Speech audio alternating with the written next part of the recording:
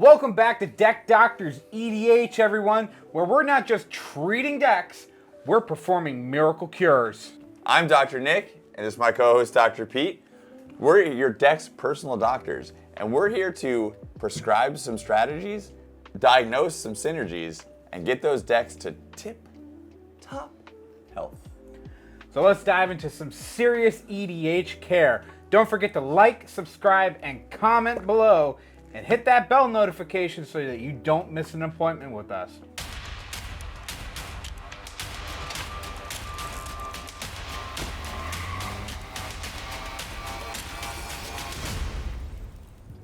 Well, Dr. Nick, what do we got today? So, Dr. Pete, this week we got Aminatou Veil Piercer. A cute little Esper commander. I think it's going to be a really fun build.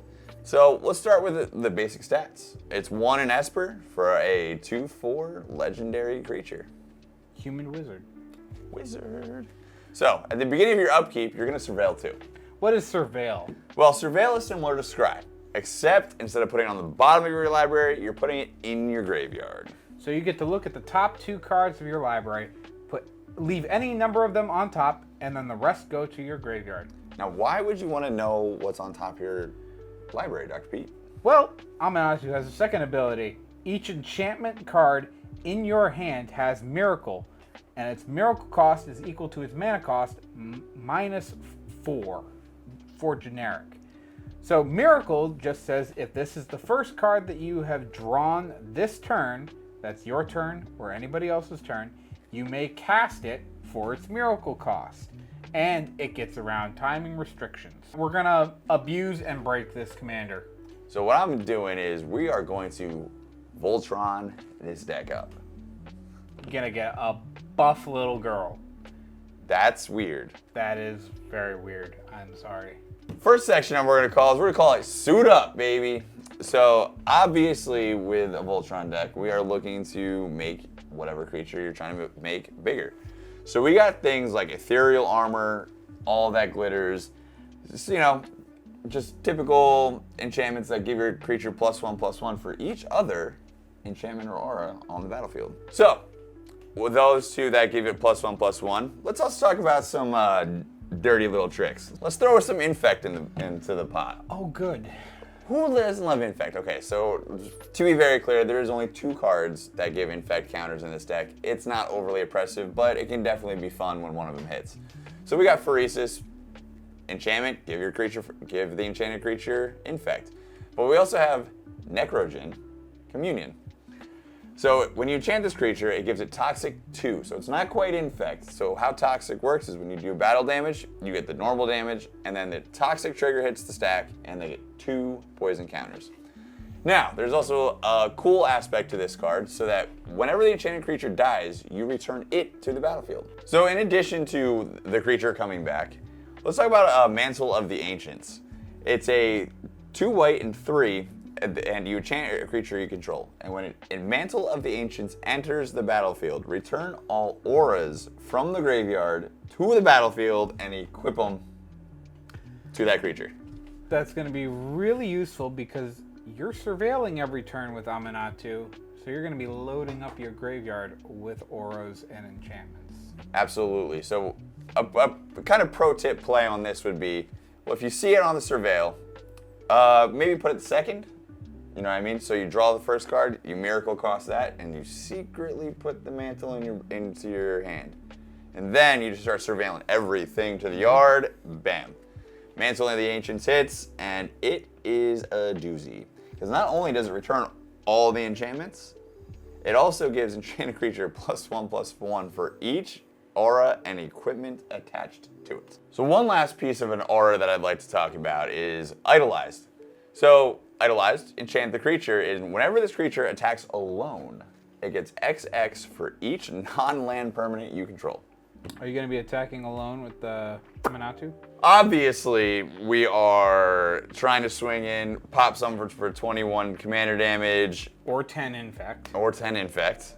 And really just kind of get this game wrapped up pretty quick. So I'm going to name this section, Can't Touch This.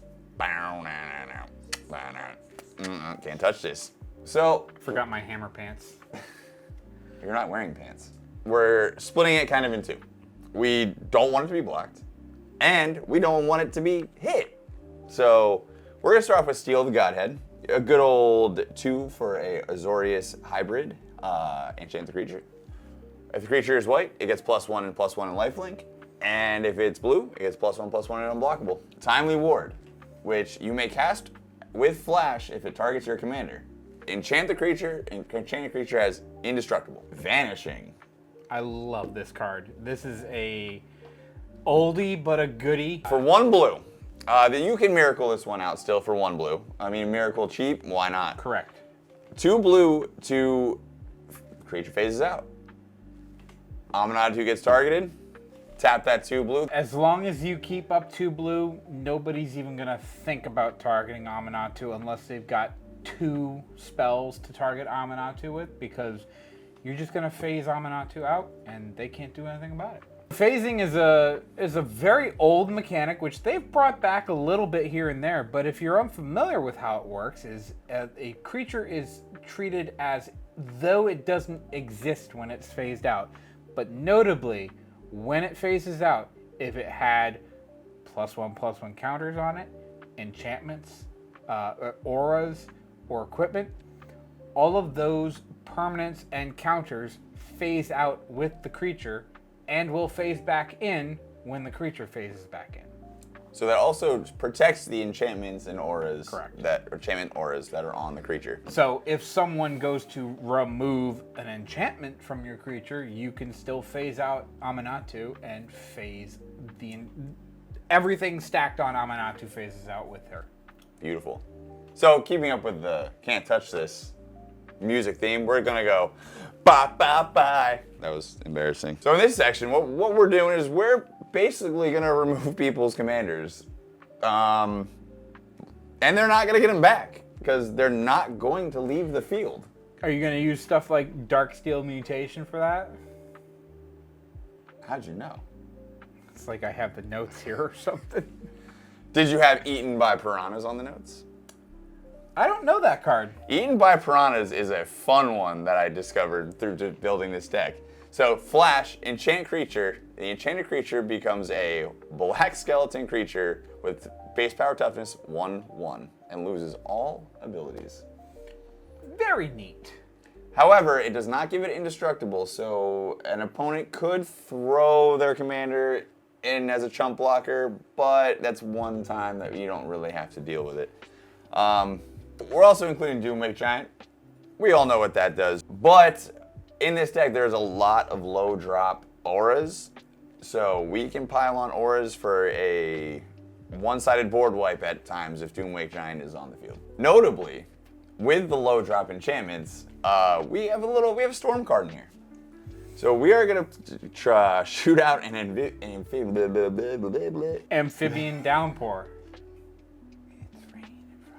Sing it. See, you may as well. It's raining frogs. Hallelujah. Hallelujah. It's raining frogs. So, some fun things going on here. We're just basically making people's commanders 1/1 nothings. If they can imprison Emrakul on the moon, they can imprison your commander in the moon. That's right. Imprison in the moon is in the deck. So, we got protection. We got removal. Let's talk about some Value Town. Wrong show. Sorry, guys. Let's start off with some Grim Guardian action here.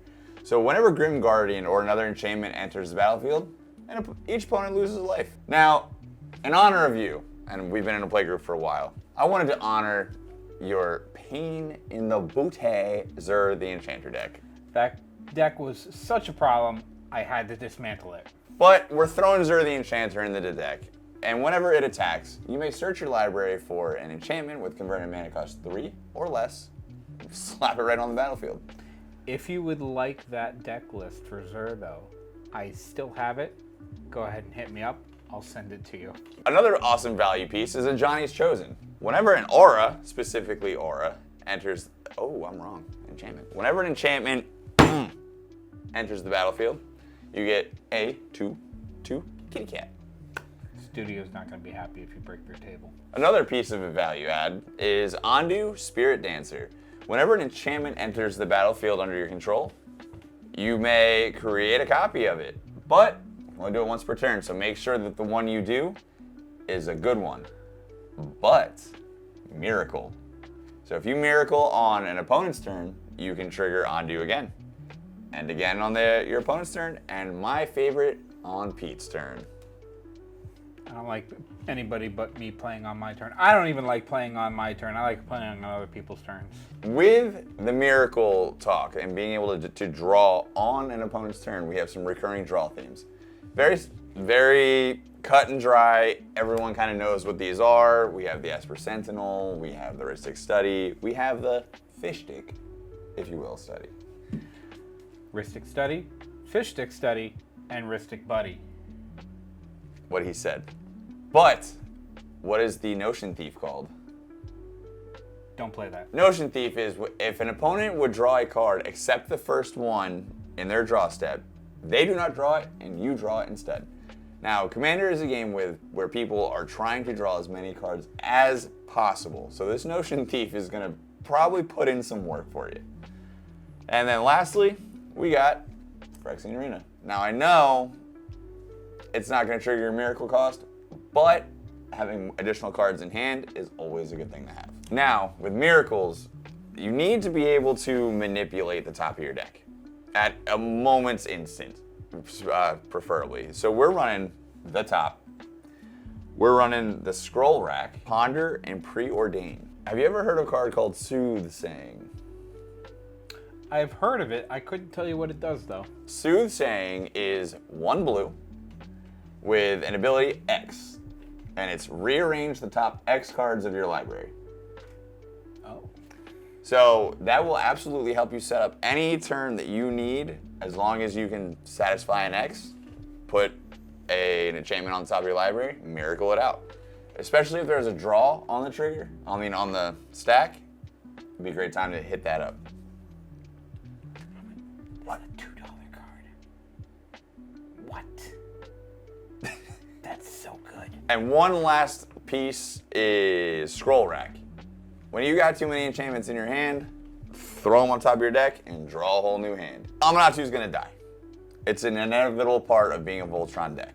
It's gonna happen, but we gotta get them back. We gotta get these enchantments back. So we're throwing in a Resurgent Belief, a Brilliant Restoration, and Open the Vaults. One that I'd like to talk about is Retether. So Retether is return all auras from your graveyard to the battlefield, and obviously only creatures can be targeted this way. Good job. Thanks, bud. But All right. we all know what time it is now. Time for Crackin' Packs. And we've got Assassin's Creed Universes Beyond today. Don't forget to comment, like, and subscribe for your chance to win one of these very difficult to open packs. I think I gave him the ick. Okay. There we go. We got it. It's like it's his first time. We're being lazy today, so we're only opening 7 cards. All right. Our first card today, Overpowering Attack. Roshan, Hidden Magister. Palazzo Archers.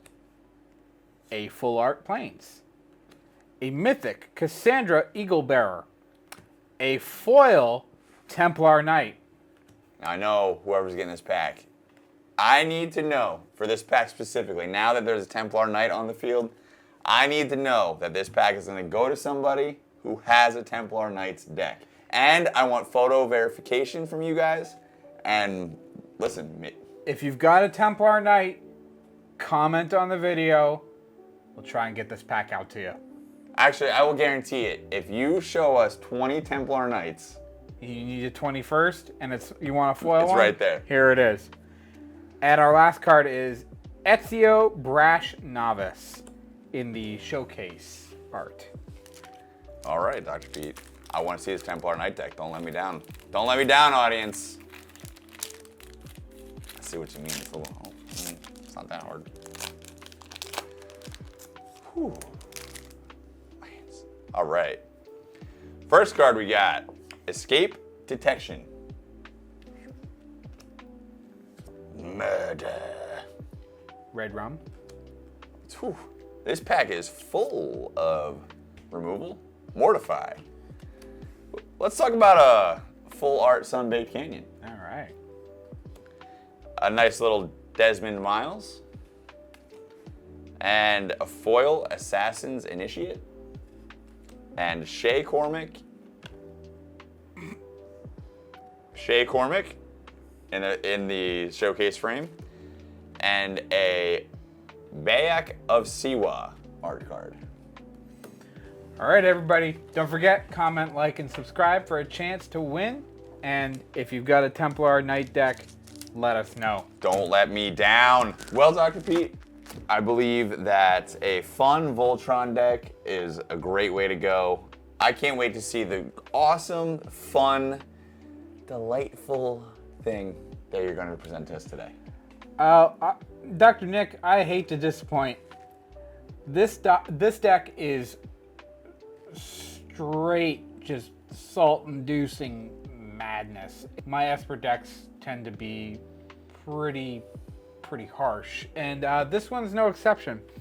So I'm going to preface this deck by saying I built it with an idea in mind, didn't have a budget in mind, and it got away from me. So to start, the budget on this deck is astronomical. We're at a little over $1,100 for this deck. $1,100? So what I'm going to say to you is to build this deck is not realistic. This deck is entirely functional. Don't build it. Don't proxy it. You're going to make people upset if you do. But what we're going to do today is we're going to go over some ideas for a deck. We're going to use the themes that I've built into this deck to potentially steer people into a more concentrated idea that's going to help you not spend as much money by buying all of the cards within this deck. So the first thing we want to touch on is top deck manipulation, which Dr. Nick, you touched on. We want to be running stuff like Sensei's Divining Top, Scroll Rack, Enlightened Tutor if you can afford it, Vampiric Tutor if you can afford it, and a great card in this deck is Hall of Heliod's Generosity. Not an outrageously expensive land, but it is a land that will put an enchantment from your graveyard on top of your library. So, Dr. Pete, based on these cards already, I see no problem with this deck. These are very high-end Esper cards. Enlighten me on how it's getting worse. It's gonna creep up on you.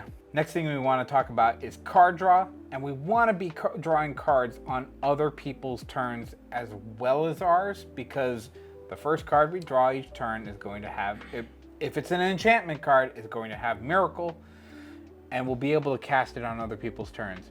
And what I've done in this deck is try to maximize our discount from Aminatou. So we're looking at enchantments with CMCs 5 or higher with 4 generic mana in their mana cost. So we're going to be trimming that CMC down a ton, and we're going to be able to cast things on other people's turn because we're going to have so much mana available to us. So for card draw on other people's turns, we're going to be running the Rhystic Study, Fish Stick Study, and Rhystic Buddy. That's Mystic Remora and Esper Sentinel, respectively. Let's get into the salt, shall we? Please.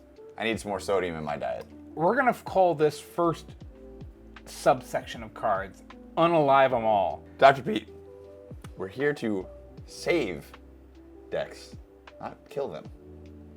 We're killing players, not decks. Fair enough. First card in this subsection is Baneful Omen. 4 black, black, black for an enchantment. It says, at the beginning of your end step, you may reveal the top card of your library. If you do, each opponent loses life equal to that card's converted mana cost. And as I said before, we're running very expensive enchantments in this deck. So people are going to be losing a lot of life when this hits the battlefield. And more times than not, you're going to be casting this for just 3 mana. Our next card is Forced Fruition. 4 blue for an enchantment. Whenever an opponent casts a spell, that player draws 7 cards. This is not a May ability. They must draw 7 cards every time that they cast a spell. I know when I first started playing, I thought that this was a bad card because giving our opponents card draw is not good. You don't understand how fast you burn through your deck when you're drawing this many cards, because not only are you just playing the game by casting cards, you're drawing more cards that you're going to want to cast, and when you cast those cards, you're going to draw more cards, and it's a cascading effect that will just empty people's libraries so quickly. I've now decided that Thassa's Oracle is going to be going in every single one of my blue decks. Our next subsection or theme that you could build your deck around is called Take Their We're going to be playing cards like Corrupted Conscience, Become the Pilot, which are just enchantments that are going to steal people's creatures. There's a whole mess of cards that do the same thing. You'll have no problem filling a deck with them. Then we're running other ways of stealing people's creatures. Cards like Debtor's Knell. At the beginning of your upkeep, put target creature card from a graveyard onto the battlefield under your control. Seems pretty good. We have Grave Betrayal. Whenever a creature you don't control dies, return it to the battlefield under your control with an additional +1/+1 counter at the beginning of the next end step. We have Mind's Dilation. Whenever an opponent casts their first spell each turn, that player exiles the top card of their library. If it's a non-land card, you may cast it without paying its mana cost. Another way that you could run this deck is with cards that are called Curses. Curses are auras that you enchant another player with, and it has a negative effect on them. 2 that I want to point out: Curse of Unbinding. At the beginning of enchanted player's upkeep, that player reveals cards from the top of their library until they reveal a creature card. You're going to put that card onto the battlefield under your control. This is more taking their shit, but it's in our curses category too. Curse you, Pete. Curses. Then there's Cruel Reality.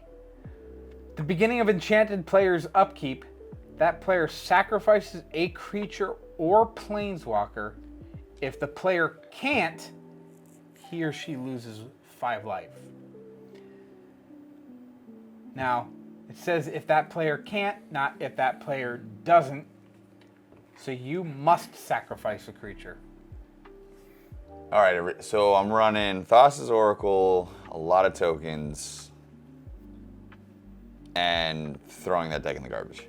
This next subsection of cards, I'm calling it, How Do You Lose with These Out? First card is Extravagant Replication. An enchantment for 4 blue. At the beginning of your upkeep, create a token that's a copy of another non-land permanent you control. That could be fun. We're going to have these crazy enchantments out. We're just going to be making copies of them. You can copy curses and enchant other players with those curses. We have Omniscience.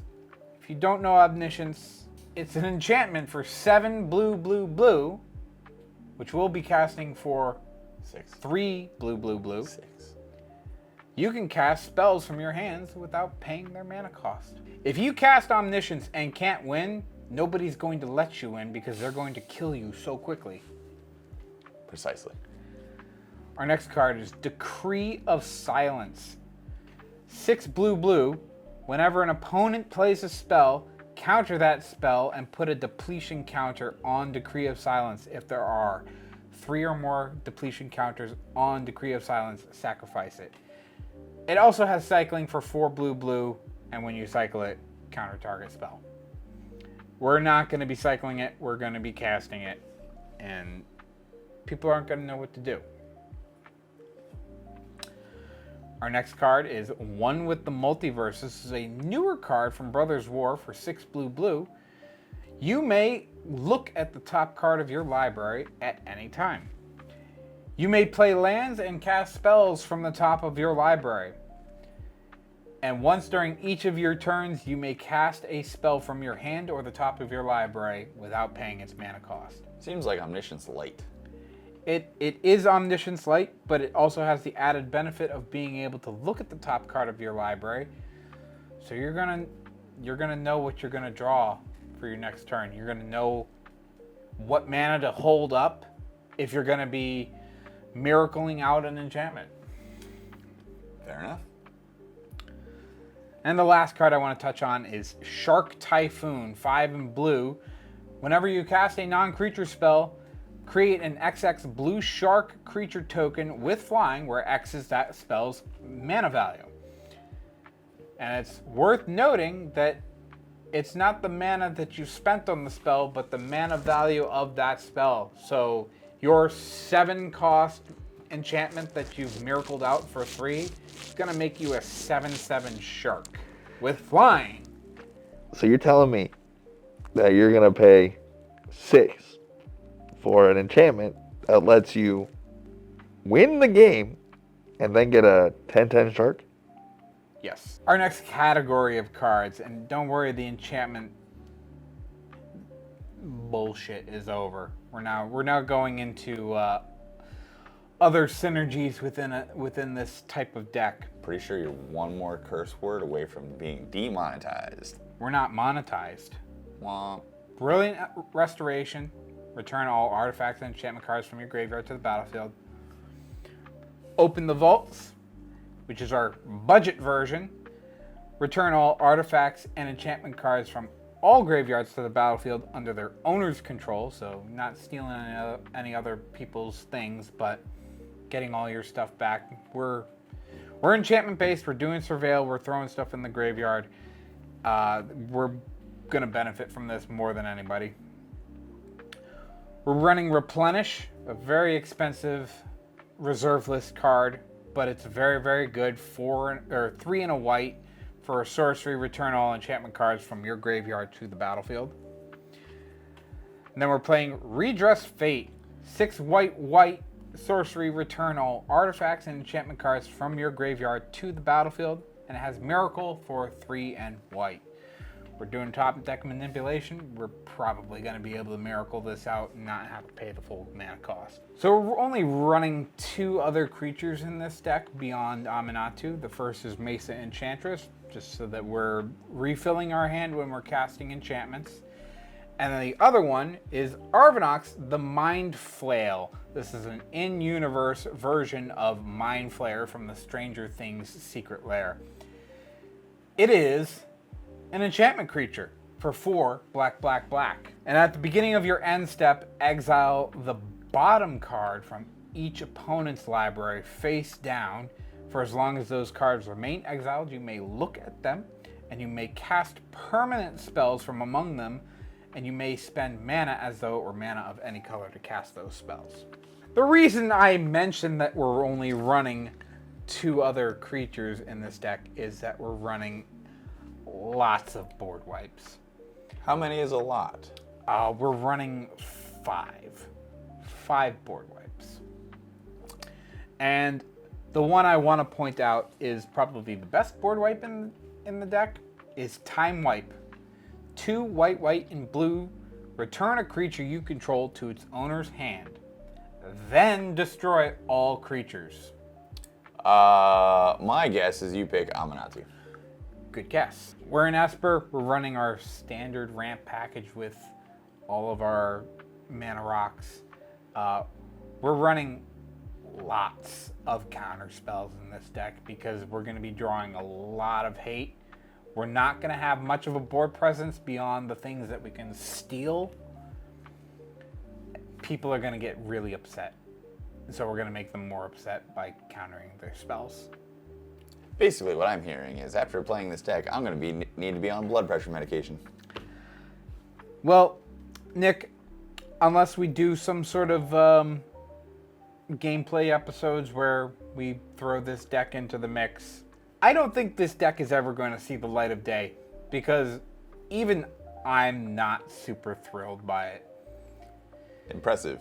Well, everybody, thank you for joining us today for this episode of Deck Doctors.